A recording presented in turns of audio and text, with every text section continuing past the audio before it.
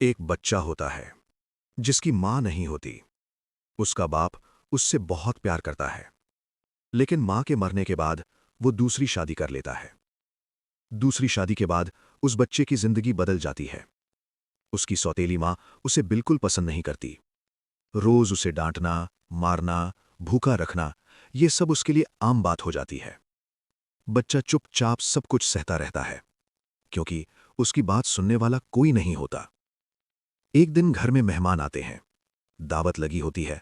सब लोग हंस रहे होते हैं, खाना खा रहे होते हैं। बच्चा भूखा होता है और उससे थोड़ी सी बदतमीजी हो जाती है। बस फिर क्या, सौतेली मां को बहुत गुस्सा आ जाता है। वो सबके सामने बच्चे को बहुत मारती है और उसे बालकनी में बंद कर देती है। सर्दियों की रात होती है, ठंडी हवा चल रही होती है। बालकनी में वो बच्चा अकेला कांप रहा होता है। थोड़ी देर बाद बच्चे का बाप घर आता है। वो अपनी बीवी से पूछता है, मेरा बच्चा कहाँ है? वो कहती है, वो सो गया है, तुम भी सो जाओ। बाप थका होता है और चुपचाप सो जाता है। रात में जब वो उठता है तो उसकी पहली बीवी ख्वाब में आती है और कहती है, अपने बच्चे का ख्याल रखना। बाप घबरा जाता है, लेकिन फिर भी कुछ नहीं करता और दोबारा सो जाता है। कुछ देर बाद वो फिर उठता है और पूछता है, मेरा बच्चा कहाँ है? वो फिर वही कहती है, वो सो गया है, तुम भी सो जाओ।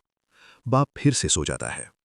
जब वो तीसरी बार सोता है तो उसकी पहली बीवी दोबारा ख्वाब में आती है और इस बार कहती है, अब तुम्हें मेरे बच्चे का ख्याल रखने की जरूरत नहीं है, क्योंकि मेरा बच्चा अब मेरे पास आ गया है। इतना सुनते ही बाप घबरा कर उठ जाता है। वो सीधे कमरे में जाता है। वहां देखता है सब बच्चे सो रहे होते हैं, लेकिन उसका बच्चा वहां नहीं होता। वो भागकर अपनी दूसरी बीवी से पूछता है, मेरा बच्चा कहाँ है? वो डरते हुए कहती है, वो बालकनी में है। बाप बालकनी की तरफ दौड़ता है। वहां जाकर देखता है उसका बच्चा जमीन पर पड़ा होता है और वो मर चुका होता है।